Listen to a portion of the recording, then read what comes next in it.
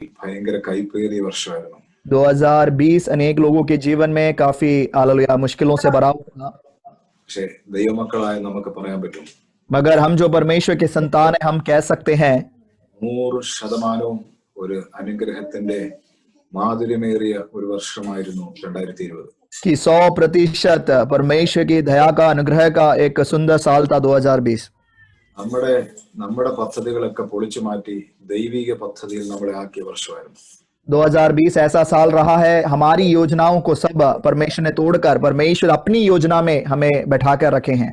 ഒരുപാട് പേരുടെ ജോലി നഷ്ടപ്പെട്ടു. अनेक लोगों की नौकरी चली गई थी, പക്ഷെ ജോലി ഇല്ലെങ്കിലും ദൈവമക്കൾക്ക് മനസ്സിലായി, പ്രാർത്ഥിച്ചാലും ദൈവം നടത്തുന്നു. नौकरी ना भी हो मगर परमेश्वर के लोगों को यह बात समझ आ गई है, यदि प्रार्थना करेंगे तो प्रभु चलाएगा। ദേവദാസന്മാരായ ഞങ്ങളുടെ എല്ലാം ഒരു കാഴ്ചപ്പാടുണ്ടായിരുന്നു. और हम जो परमेश्वर के दास लोग हैं, हमारा भी एक नजरिया हुआ करता था। ദൈവമക്കളെല്ലാം സ്വോത്രവാഴ്ചയും ദശാംശം ഇട്ടാൽ മാത്രമേ ജീവിക്കാൻ പറ്റത്തുള്ളൂ. हम ऐसे सोचते थे कि परमेश्वर के लोग अगर दशवांश और भेंट चढ़ाएंगे तो ही हम जीवित रह सकते हैं। ഞങ്ങള് പലയിടങ്ങളിലേക്ക് ഓടി നടന്ന് ശുശ്രൂഷിച്ചാലേ ജീവിക്കാൻ പറ്റത്തുള്ളൂ ഒരിക്കൽ ഒരു കാഴ്ചപ്പാടുണ്ടായിരുന്നു. हम ऐसे सोचा करते थे कि अगर बहुत जगहों में जाकर प्रभु की सेवकाई करेंगे तो ही प्रभु हमें अच्छे से चलाएगा और जीवित रखेगा, പക്ഷെ അതെല്ലാം കർത്താവ് മാറ്റി തന്നു. मगर उन सारे विचारों को प्रभु ने बदल दिया है। പ്രാർത്ഥിച്ചാൽ, ഇരിക്കുന്ന സ്ഥലത്തിരുന്ന് കണ്ണുനീരോടെ പ്രാർത്ഥിച്ചാൽ ദൈവം നടത്തുമെന്ന് ദൈവം പഠിപ്പിച്ചു. मगर इस बात को परमेश्वर ने सिखाया कि जहां हम बैठे हैं वहां बैठकर यदि रोककर आंसू बहा के प्रार्थना करेंगे तो परमेश्वर अद्भुत रीति से चलाएगा। ദൈവം ഏൽപ്പിക്കുന്നത് സൂം മീറ്റിംഗ് ആണോ, അത് വിശ്വസ്തയോടെ ചെയ്താൽ മതി. ദൈവം ഏൽപ്പിക്കുന്നത് വിശ്വസ്തയോടെ ചെയ്താൽ മതി, ദൈവം നടത്തുമെന്ന് പഠിപ്പിച്ചു. परमेश्वर ने यह भी सिखाया कि जूम मीटिंग क्यों ना हो, जो कुछ प्रभु हमें सौंपता है विश्वास योग्यता के साथ अगर हम करेंगे प्रभु हमें अच्छे से चलाएगा। അതെല്ലാം കർത്താവ് കഴിഞ്ഞ ദിവസം പഠിപ്പിച്ചു. इन दिनों में, पिछले दिनों में यह सब कुछ प्रभु ने सिखाया है। അതുകൊണ്ട് ഒരു പുതിയ വർഷം അനുഗ്രഹിച്ച് ദൈവം തന്നിരിക്കുകയാണ്. इसलिए इस नए साल को प्रभु ने आशीष करके हमें दिया है। അപ്പോൾ നമുക്ക് മനസ്സിലായല്ലോ, കഴിഞ്ഞ വർഷം എഫേസ് ലേഖനം പറഞ്ഞ പോലെ ദുർദിവസങ്ങളായിരുന്നു. और पिछले दिनों में जिस प्रकार इफिसियों की पत्री में लिखा है कि बीते हुए दिन काफी बुरे दिन थे, പക്ഷേ നമുക്കത് നല്ലതാക്കി നമ്മൾ അതിനെ മാറ്റി. मगर हमारे जीवन में उनको हमने अच्छे दिनों में बदल दिया। 21 എന്ന് പറയുന്ന ഈ വർഷം ये 2021 जो ये साल है 20-നേക്കാളും മോശമായിരിക്കും, हो सकता है कि 2020 से भी काफी बुरा होगा അതിനേക്കാളും അനുഗ്രഹമായിരിക്കും. या फिर उससे भी अच्छा होगा, പക്ഷേ ഹല്ലേലൂയ, ദൈവമക്കൾ വിശ്വസിക്കുക. मगर परमेश्वर के लोग विश्वास करें। ഹല്ലേലൂയ, നമുക്ക് വേണമെങ്കിൽ ഇതിനെ അഴുക്കാക്കാം, നമുക്ക് വേണമെങ്കിൽ ഇതിനെ നല്ലതാക്കാം. हम चाहे तो इस साल को अच्छा भी बना सकते हैं, बुरा भी बना सकते हैं, ഹല്ലേലൂയ, ദൈവത്തെ ആശ്രയിക്കാതെ, मगर परमेश्वर पर भरोसा ना रखते हुए, പ്രാർത്ഥിക്കാതെ, बिना प्रार्थना किए, ഉപവസിക്കാതെ, बिना उपवास किए, വിശുദ്ധ ജീവിതം നയിക്കാതെ, पवित्र जीवन ना जिए हुए, നമുക്ക് ഇഷ്ടമുള്ളതുപോലെ ജീവിച്ച് हम अपनी मर्जी के अनुसार जीकर വേണമെങ്കിൽ ഈ വർഷം വളരെ അഴുക്കാക്കാം. चाहे तो इस साल को बहुत बुरा हम बना सकते हैं, പ്രാർത്ഥിച്ച്, मगर प्रार्थना करके, ഉപവസിച്ച്, उपवास रखते हुए, വിശുദ്ധ ജീവിതം നയിച്ച്, पवित्र जीवन जीकर, ദൈവത്തിൽ ആശ്രയിച്ച് परमेश्वर पर आस रखते हुए ഈ വർഷം വളരെ അനുഗ്രഹമാക്കി മാറ്റാനുള്ള അവസരം ദൈവം തന്നിട്ടുണ്ട്. इस साल को आशीष का एक साल बनाने का भी अवसर प्रभु ने हमें दिया है। ഏദൻ പൂങ്കാവനത്തിൽ ആദാമിനോട് ഹവ്വായോടും ദൈവം പറഞ്ഞത്, ഈ ഞാൻ കാണിച്ചിരിക്കുന്ന ഈ വൃക്ഷത്തിന്റെ ഫലം നിങ്ങൾ തിന്നരുത്. अदन की वाटिका में आदम और हव्वा से परमेश्वर ने कहा कि जो फल मैं दिखा रहा हूं इस फल को तुम मत खाना, തിന്നാൽ അതിന്റെ പരിണത ഫലം നിങ്ങൾ അനുഭവിക്കും. अगर तुम इस फल को खाओगे तो उसका जो दुख है तुम्हें भोगना पड़ेगा, തിന്നില്ലെങ്കിലും അതിന്റെ അനുഗ്രഹം നിങ്ങൾ അനുഭവിക്കും. अगर तुम उसको नहीं खाओगे तो उसकी आशीष तुम्हारे ऊपर आएगी। തെരഞ്ഞെടുപ്പ് നിങ്ങൾക്കാണ്. देखो चुनाव तुम्हारे सामने है, ദൈവം നമുക്ക് തെരഞ്ഞെടുപ്പ് തന്നിരിക്കുക. उसी प्रकार परमेश्वर ने हमारे जीवन में भी इस चुनाव का एक अवसर दिया है। ഞാൻ ഡിഗ്രിക്ക് പഠിച്ചത് പൊളിറ്റിക്കൽ സയൻസ് ആണ്. मैंने जो डिग्री की पढ़ाई की पॉलिटिकल साइंस में मैंने अपनी पढ़ाई की है। അരിസ്റ്റോട്ടിൽ എന്ന് പറയുന്ന ഒരു മനുഷ്യരെ കുറിച്ച് ഞാൻ പഠിച്ചിട്ടുണ്ട്. अरिस्टोटल करके एक व्यक्ति थे, उनके बारे में मैंने सीखा है। അദ്ദേഹം ഒരു ഉദ്യാനത്തിലൂടെ രാവിലെ നടക്കാൻ ഇറങ്ങി. वो व्यक्ति जब अपने बगीचे में एक दिन टहल रहे थे, മഹാനായിരിക്കുന്ന മനുഷ്യനാണല്ലോ അരിസ്റ്റോട്ടിൽ. अरिस्टोटल जो है एक महान व्यक्ति है, ഒരു ഉദ്യാനത്തില് പന്ത് കളിച്ചുകൊണ്ടിരിക്കുന്ന കുറെ കുഞ്ഞുങ്ങൾ, और जब वो बगीचे में से जा रहे थे तो एक मैदान था जहां पर बच्चे गेंद खेल रहे थे। അദ്ദേഹത്തെ കണ്ടപ്പോൾ ഓടി വന്നു. इस व्यक्ति को, महान व्यक्ति को देखकर वो बच्चे इनके पास दौड़ कर आए।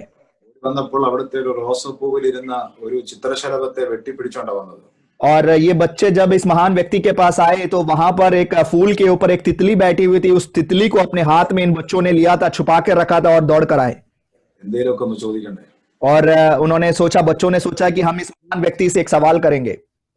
എന്തേലുമൊക്കെ ചോദിക്കണമല്ലോ, അതിനൊരു കാരണം ഉണ്ടാണല്ലോ. देखो, कुछ ना कुछ तो पूछना है, उसकी भी तो एक वजह होनी चाहिए। ഈ ചിത്രശലഭത്തെ കുറിച്ച് അവിടെ ചോദിച്ചു. और उस बच्चों ने इस तितली के बारे में पूछा। അങ്ങക്ക് ഒരു കാര്യം പറയാമോ? और उस महान व्यक्ति से बच्चों ने पूछा कि आप क्या एक बात हमें बता सकते हैं? ഞാൻ ചോദിച്ചു, എന്താ ഞാൻ പറയണ്ടേ? उस व्यक्ति ने पूछा कि हाँ पूछो, मैं क्या बताऊं? എന്റെ കയ്യിലിരിക്കുന്ന ചിത്രശലഭത്തിന് ജീവനുണ്ടോ അതോ അത് മരിച്ചിരിക്കുകയാണോ എന്ന് അങ്ങ് പറയാമോ? उस बच्चे ने जिसने अपने हाथ में या अपनी मुट्ठी में उस तितली को दबा रखा था, उस व्यक्ति से पूछा कि मेरे हाथ में जो तितली है, क्या ये मरा है या जीवित है? ജീവനുണ്ടെന്ന് പറഞ്ഞാൽ अगर ये व्यक्ति बोलते कि वो जीवित है വിരലുകൾ അമർത്തി അതിനെ കൊന്നുകളയാൻ അതിന് സാധ്യതയുണ്ട്. तो वो बच्चा क्या कर सकता है? अपनी उंगलियों से उस तितली को दबाकर वहीं पर मार सकता है। ജീവൻ ഇല്ലെന്ന് പറഞ്ഞാൽ यदि उस महान व्यक्ति ने ये बोला होता है कि वो मरा है, उसमें जीवन नहीं है, വിരലുകൾ അമർത്താതെ അവരതിനെ പറത്തിവിടും. तो वो बच्चा क्या करता? बिना मारे उस तितली को उड़ा देता। കുഞ്ഞു കൊച്ചാണെങ്കിലും അരിസ്റ്റോട്ടിൽ ഒന്ന് അല്പം കറങ്ങിപ്പോയി. देखो, छोटा बच्चा है, उसके बावजूद भी ये महान व्यक्ति जो है उस बच्चे के सामने थोड़ा सा तरतरा गए, ഭയങ്കര ബുദ്ധിമാനല്ലേ അദ്ദേഹം? क्योंकि ये व्यक्ति तो बहुत ही बुद्धिमान व्यक्ति है। വളരെ അനുഗ്രഹിക്കപ്പെട്ടൊരു ഉത്തരം പറഞ്ഞു. उन्होंने बहुत सोचकर एक आशीषित एक अनुग्रह से भरा हुआ वचन बोला। പിന്നെ അതിന്റെ ജീവനും മരണവും നിന്റെ കയ്യിലാണ്. उस महान व्यक्ति ने उस बच्चे से बोला कि इस तितली का जीवन और उसकी मौत तेरे हाथ में है। അതാണ് പ്രിയരെ, ഈ വർഷത്തിലെ എല്ലാ അനുഗ്രഹവും ദൈവം നമ്മുടെ കൈ തന്നിരിക്കുക. प्रियो, उसी प्रकार इस साल की सारी आशीषों को प्रभु ने हमारे हाथों में दे रखा है। കരങ്ങൾ ഉയർത്തി ദൈവത്തെ സ്തുതിച്ചാൽ हाथों को उठाकर हम उस प्रभु की स्तुति कर सकते हैं। ചിത്രശലഭത്തെ ആ കുഞ്ഞിന്റെ കയ്യിലിരിക്കുന്നത് പോലെ जिस प्रकार उस तितली को उस बच्चे के हाथ में रखा गया है, ദൈവം നമ്മുടെ കയ്യിലേക്ക് ചിലതിനെ തന്നിരിക്കുക.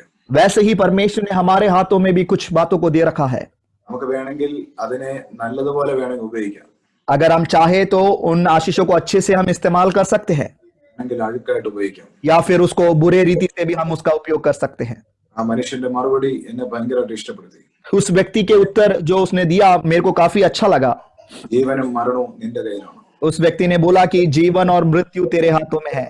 ജീവനും മരണവും ദൈവമക്കളുടെ നാവിലാ ദൈവം തന്നിരിക്കുന്നത്. जीवन और मृत्यु को परमेश्वर के लोगों के जुबान पर दे रखा है। അനുഗ്രഹവും ശാപവും എല്ലാം നമ്മുടെ നാവിന്റെ മുകളിലാ ദൈവം തന്നിരിക്കുന്നത്. अनुग्रह और श्राप हर एक बातों को प्रभु ने हमारे जुबान पर दिया है।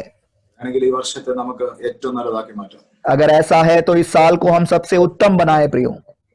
നമ്മളെ സഹായിക്കാൻ പോകുകയാണ്. उसके लिए परमेश्वर हमारी सहायता करने जा रहे हैं।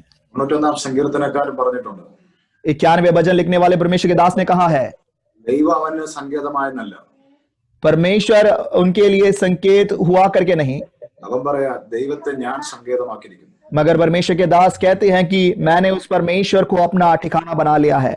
ദൈവം എനിക്ക് വാസസ്ഥലമായെന്നല്ല, परमेश्वर मेरे लिए वासस्थल बने हैं करके नहीं, ഞാൻ അങ്ങോട്ട് കയറി താമസിച്ചതാ, ഞാൻ എനിക്ക് ദൈവത്തെ ഞാൻ വാസസ്ഥലമാക്കിയിരിക്കുക. मगर परमेश्वर के दास कहते हैं कि मैंने परमेश्वर को अपना वासस्थल बनाया है, मैं खुद जाकर उसमें वास करने लगा हूं। ഹല്ലേലൂയ. हालेलुया। അതുകൊണ്ടാണ് പറയുന്നത്, इसलिए हम कहते हैं ദൈവത്തെ തന്റെ സങ്കേതമാക്കിയിരിക്കുന്ന, परमेश्वर को जिसने अपना शरणगण बनाया है, ദൈവത്തെ തന്റെ വാസസ്ഥലമാക്കിയിരിക്കുന്ന जिन्होंने अपने परमेश्वर को अपना वासस्थल बनाया है, ആ മനുഷ്യന് ഒരനർത്ഥവും ഭവിക്കത്തില്ല. देखो उस व्यक्ति के जीवन में कोई हानि नहीं होगी। അപ്പോൾ ദൈവം നമ്മൾക്ക് സങ്കേതമാകാൻ നോക്കി നിൽക്കല്ലേ. आप इस बात के लिए इंतजार ना करें कि परमेश्वर हमारे पास आकर हमारे शरण स्थान बनेंगे, ദൈവം നമുക്ക് വാസസ്ഥലമാകാൻ നോക്കി നിൽക്കല്ലേ. या परमेश्वर हमारे लिए एक दृढ़ गढ़ बनने के लिए हम इंतजार करके ना बैठे, അങ്ങോട്ട് കയറി സങ്കേതമാക്കുക, मगर हम अपने आप से उस परमेश्वर को अपना शरण स्थान बना ले। അങ്ങോട്ട് കയറി വാസസ്ഥലമാക്കുക. हम उस परमेश्वर के पास जाकर उसको अपना दृढ़ गढ़ बना ले। അവർക്കൊരനർത്ഥവും ഭവിക്കത്തില്ല. देखो ऐसे लोगों के जीवन में कोई विपत्ति हानि नहीं होगी, അവർക്കൊരു ബാധയും എടുക്കത്തില്ല. उनके जीवन में कोई विपत्ति नहीं आएगी। അവരെ സൂക്ഷിക്കേണ്ടത് ദൈവത്തിന്റെ ദൂതന്മാരോട് കൽപ്പിച്ചാക്കും. उनको सुरक्षित रखने के लिए परमेश्वर अपने स्वर्गदूतों को आज्ञा देगा। നിങ്ങൾ ഉയർത്തി ഹല്ലേലൂയ. हाथों को उठाकर हालेलुया बोलेंगे। കർത്താവ് നിങ്ങളെ ഭയങ്കരമായിട്ട് മാനിക്കാൻ പോകുന്നു. परमेश्वर आपको बहुत आशीष देने जा रहा है। ഹല്ലേലൂയ. നമ്മൾ ഇത് ഇയർ ഓഫ് ജുബിലേഷനെ കുറിച്ചാണ് നാം സംസാരിച്ചുകൊണ്ടിരുന്നത്. हम ये खुशियों के एक साल के बारे में हम बात कर रहे थे, ഹല്ലേലൂയ. ജൂബിലി. और खुशियों का साल। ഞാൻ ഒത്തിരി ചർച്ചിന്റെ എനിക്ക് ഭയങ്കര സന്തോഷമുണ്ട്. ചില സമയങ്ങളിൽ ചിലർക്ക് ദൈവം സെയിം ആയിട്ടുള്ള തീമുകളെ കൈമാറുന്നു. और मुझे काफी खुशी है क्योंकि परमेश्वर एक ही थीम को काफी लोगों के साथ एक साथ शेयर करते हैं।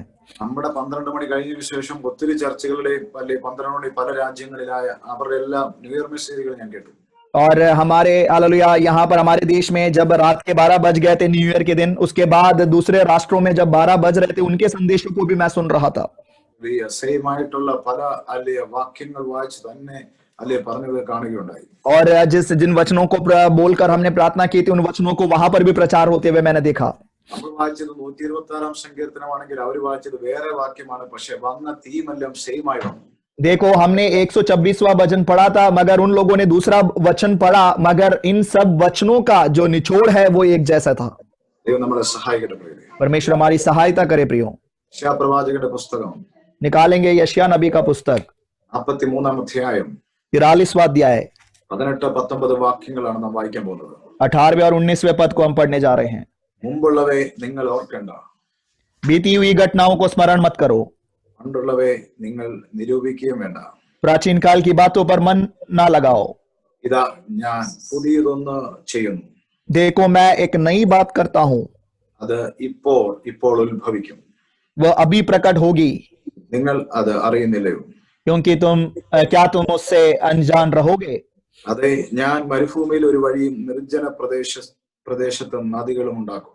मैं जंगल में एक मार्ग बनाऊंगा, निर्जल देश में नदियां बहाऊंगा। വളരെ മനോഹരമായിരിക്കുന്ന ഒരു വാക്യമാണ് കർത്താവ് നമുക്ക് തന്നിരിക്കുന്നത്. काफी सुंदर एक वचन को परमेश्वर ने आज हमें दिया है। ഇന്നത്തെ മെസ്സേജിന്റെ ഹെഡിങ് ആയിട്ട് ന്യൂ ബിഗിനിങ് എന്ന് പറയുന്ന ഒരു സന്ദേശമാണ് പറയാൻ പോകുന്നത്. और आज के संदेश का हेडिंग आप दे सकते हैं एक नई शुरुआत। ഒരു പുതിയ തുടക്കം ദൈവം നമുക്ക് തരാൻ പോവുകയാണ്. एक नई शुरुआत परमेश्वर हमें देने जा रहे हैं। നമ്മളെ കാത്ത് ജനുവരിയുടെ പല ആഴ്ചകൾ ഇരിക്കുന്നു. हमें इंतजार करते हुए जनवरी के अनेक हफ्ते अभी आगे हैं। ഫെബ്രുവരി, മാർച്ച്, ഏപ്രിൽ തൊട്ട് ഡിസംബർ വരെയുള്ള മാസങ്ങൾ നമ്മളെ കാത്തിങ്ങനെ ഇരിക്കുകയാണ്. फरवरी मार्च से लेकर दिसंबर तक का महीना हमारे इंतजार किए हुए बैठा है। ദൈവം ഇതാ പുതിയതൊന്നും നമുക്ക് വേണ്ടി ചെയ്യാൻ പോവുകയാണ്. देखो परमेश्वर कुछ नया हमारे लिए कर रहे हैं। മുമ്പുള്ളതൊന്നും നിങ്ങൾ ഓർക്കേണ്ട പ്രിയരേ. बीती हुई बातों को आप स्मरण मत करो, പണ്ടുള്ളവയൊന്നും നിങ്ങൾ നിരൂപിക്കുക പോലും വേണ്ട. प्राचीन काल की बातों पर आप मन भी मत लगाओ, ദൈവം പുതിയത് ചെയ്യാൻ പോവുകയല്ലേ. क्योंकि परमेश्वर कुछ नया करने जा रहा है। എന്നോട് കൂടെ എത്ര പേർ വിശ്വസിക്കുന്നുണ്ട്? कितने लोग मेरे साथ विश्वास करते हैं? വ്യക്തിപരമായ ജീവിതത്തിൽ പുതിയത് ദൈവം ചെയ്യാൻ പോവുകയാണ്. व्यक्तिगत जीवन में परमेश्वर कुछ नया करने जा रहे हैं। കുടുംബത്തിലൊക്കെ ദൈവം പുതിയത് ചെയ്യാൻ പോവുകയാണ്. आमीन। परिवारों में परमेश्वर कुछ नया करने जा रहे हैं। സഭയോട് ബന്ധപ്പെട്ട് ദൈവം പുതിയത് ചെയ്യാൻ പോവുകയാണ്. परमेश्वर कुछ नया कर रहे हैं। തന്റെ മക്കൾ ഈ ദിവസങ്ങളിൽ ശക്തമായിട്ട് പ്രാർത്ഥിക്കട്ടെ. इन दिनों में परमेश्वर के लोग प्रार्थना करें, പുതിയത് കർത്താവ് ചെയ്യാൻ പോകുന്നു. परमेश्वर नया करने जा रहे हैं। ഇന്ത്യ മഹാരാജ്യത്തിലൊക്കെ പുതിയ നിയമങ്ങൾ പാസ്സാക്കി കേട്ടോ. भारत देश में भी नए नए नियम घोषित कर चुके हैं। യുപിയിലൊക്കെ പുതിയ നിയമം. यूपी में भी नया नियम आ गया है മതപരിവർത്തനം നടത്തിയാൽ 10 വർഷം തടവ്. कि धर्म परिवर्तन करेंगे तो 10 साल की सजा मिलेगी। അതിനേക്കാൾ എനിക്ക് ഇഷ്ടപ്പെട്ട പുതിയ നിയമം, ഭയങ്കരമായിട്ട് ഇഷ്ടപ്പെട്ട എനിക്ക്. और उससे भी मुझे जो अच्छा लगा, एक नया नियम जो बहुत ही अच्छा लगा, സ്വന്തം ബിൽഡിംഗ് ഉള്ളവർക്ക് മാത്രമേ ഇനി യുപിയിൽ ആരാധിക്കാൻ പറ്റത്തുള്ളൂ. जिनका अपना खुद का मकान है केवल वे लोग ही यूपी में अब आराधना कर सकते हैं। സ്വന്തം ബിൽഡിംഗ് ഉള്ള ചർച്ചുകാർക്ക് മാത്രമേ ഇനി യുപിയിൽ ആരാധിക്കാൻ പറ്റത്തുള്ളൂ. जिन कलीसियाओं के पास अपना खुद का जमीन या खुद का बिल्डिंग होगा केवल वे लोग आराधना कर पाएंगे। അങ്ങനെയാണെങ്കിൽ നമുക്കൊന്നും പറ്റത്തില്ല ഇനി. अगर ऐसा है तो हम तो आराधना नहीं कर पाएंगे। നിയമം കേട്ടപ്പോൾ എനിക്ക് ചിരി വന്നു. जब इस नियम को मैंने सुना तो मुझे हंसी आई, കാര്യം നമ്മൾ നിൽക്കുന്നത് കർത്താവിന് വേണ്ടിയാണ്. क्योंकि हम तो प्रभु के लिए खड़े हैं। കർത്താവ് വഴി തുറക്കട്ടെ. परमेश्वर ही नया मार्ग खोले। പ്രാർത്ഥനയ്ക്ക് വേണ്ടിയാ പറഞ്ഞത്. प्रार्थना के लिए मैंने आपको ये विषय बताया है। ഇതാ ദൈവം പുതിയത് ചിലത് ചെയ്യാൻ പോകുന്നു. देखो परमेश्वर नया कुछ करने जा रहे हैं। ഇതാ ദൈവം പുതിയത് ചിലത് ചെയ്യാൻ പോകുന്നു. परमेश्वर देखो नया कुछ करने जा रहे हैं। ഭയങ്കര സന്തോഷമാണ്. വചനം അറിയാവുന്നവർ സന്തോഷിക്കും. परमेश्वर का वचन जो लोग जानते हैं वे लोग आनंदित रहेंगे। ഞാൻ ദൈവത്തോട് പറഞ്ഞു, വെടികൊണ്ട് ചാകാനൊന്നുമല്ല യുപി വന്നിരിക്കുന്നത്. मैंने परमेश्वर को बोला कि यहाँ पे गोली खाकर मरने के लिए नहीं, मैं जो यूपी आया हूँ। അടികൊള്ളാനും ഇടികൊള്ളാനും ഒന്നുമല്ല നമ്മൾ യുപി വന്നിരിക്കുന്നത്. हम किसी का मारपीट खाने के लिए नहीं है जो यूपी आए हैं। ഈജിപ്തിനെ വിറപ്പിച്ച് മോശയുടെ ദൈവം നമ്മുടെ ദൈവമാണ്. इजिप्त में या मिस्र देश को पूरा कपाने वाला मूसा का परमेश्वर हमारा परमेश्वर है। ഹല്ലേലൂയ. മന്ത്രവാദികളെ വിറപ്പിച്ച മോശയുടെ ദൈവം നമ്മുടെ ദൈവമാണ്. देखो जादू टोना करने वालों को हालेलुया उनको उनके अंदर भी कपकपी लाने वाला जीवित परमेश्वर हमारा परमेश्वर। വിശ്വസിക്കുന്ന ദൈവമക്കൾ കർത്താവിനെ സ്തുതിക്കണം പ്രിയരെ. विश्वास करने वाले लोग परमेश्वर की स्तुति करें प्रियो। ഹല്ലേലൂയ. हालेलुया। ഹല്ലേലൂയ. നമ്മൾ വചനം പഠിച്ചിട്ടുണ്ട്. हमने वचन सीखा है, പിശാച് ഒരു വടി അടിക്കുമ്പോൾ ദൈവം 100 വടി തുറക്കുക. शैतान एक मार्ग बंद करता है तो परमेश्वर 100 मार्गों को खोल देता है। ചീഫ് മിനിസ്റ്റർ പറഞ്ഞു അല്ലേ ഇനി സ്വന്തം ബിൽഡിംഗ് ഉള്ളവർക്ക് ആരാധിക്കാൻ പറ്റത്തുള്ളൂ. चीफ मिनिस्टर ने बोला कि जिनके पास अपना खुद का बिल्डिंग होगा वे लोग ही आराधना करेंगे। നമുക്ക് ഭയങ്കര സന്തോഷം. हमें बहुत ही खुशी है കർത്താവെ സ്വന്തം ബിൽഡിങ്ങുകൾ തരാൻ പോവുകയാണ്. परमेश्वर, क्योंकि हमें अपना खुद का मकान को खुद का बिल्डिंग देने जा रहा है। ഹല്ലേലൂയ. കർത്താവ് നമ്മളെ സഹായിക്കാൻ പോവുകയാണ്. परमेश्वर हमारी सहायता करने जा रहे हैं। ഞാനിതാ പുതിയതൊന്ന് ചെയ്യുന്നു. परमेश्वर कहते हैं मैं कुछ नई बात करने पर हूं। ന്യൂ ബിഗിനിങ്ങുകൾ ചില വ്യക്തികൾക്ക് തരാൻ പോവുക. പുതിയ തുടക്കം ദൈവം തരാൻ പോകുന്നു. कुछ व्यक्तियों के जीवन में परमेश्वर नई शुरुआत देने जा रहा है। ആരും ആമേൻ പറഞ്ഞില്ല. किसी ने आमीन नहीं बोला? ആമേൻ. आमेन आमेन। പുതിയ തുടക്കം തരാൻ പോകുന്നു. परमेश्वर कुछ नई शुरुआतों को देने जा रहा है। ദൈവം നിങ്ങൾക്ക് പുതിയ തുടക്കം തരാൻ പോകുന്നു. परमेश्वर आपको नई शुरुआत देने जा रहा है। ദൈവം നിങ്ങളുടെ കുടുംബത്തിന് പുതിയ തുടക്കം തരാൻ പോകുന്നു. आमेन। परमेश्वर नई आपके परिवार को नई शुरुआत देने जा रहा है। നാം ഉൾപ്പെട്ട് നിൽക്കുന്ന സഭകൾക്ക് പുതിയ തുടക്കം ദൈവം തരാൻ പോവുകയാണ്. आमेन। हमारी कलीसियाओं में परमेश्वर नई शुरुआत देने जा रहा है।